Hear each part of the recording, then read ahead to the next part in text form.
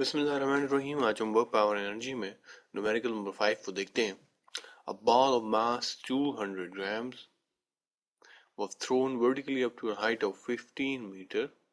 Find the change in gravitational potential energy.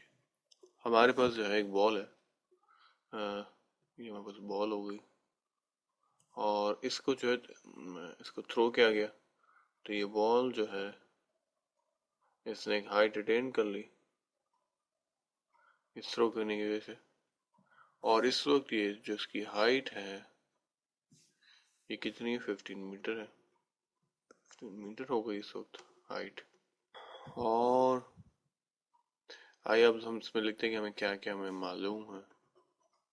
हमारे पास मास जो है ये 200 ग्राम्स है।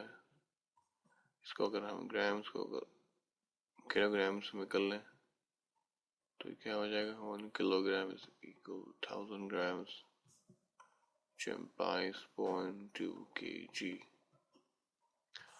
और हमारे पास दूसरी चीज से हमें क्या गिवन है, हमें हाइट गिवन है और हाइट कितनी है, ये 15 मीटर है। तो हमको मालूम क्या करना है, हमें ग्रेविटेशनल पोटेंशियल एनर्जी मालूम करनी है,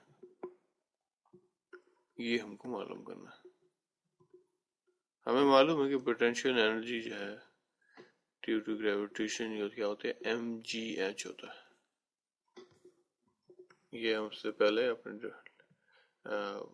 वर्क पावर एनर्जी के सेकंड लेक्चर में पार्ट 2 में हम ये चीज देख चुके हैं, ये किस तरह होता है mgh। तो आप लोग प्लीज उस लेक्चर को रेफर करें। तो अब हम यहाँ पे जो हमें चीजें अवेलेबल है हम इसको सब्स्टिट्यूट करते हैं और g की वैल्यू मीटर पर सेकंड स्क्वायर ले लेते हैं। यही ज़्यादा बुक में आपके इस्तेमाल हुई है। पिछले लेक्चर में आता मैं 9.8 मीटर पर सेकंड ली है, लेकिन हम ये ले लेते हैं। तो ये हमारे पास हो गया, मास हो गया हमारे पास 0.2 मास हो गया हमारा, और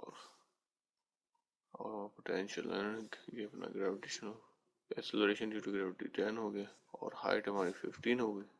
तो अगर हम इसको अब कैलकुलेट करें तो ये हमारा बनता है 30 जूल।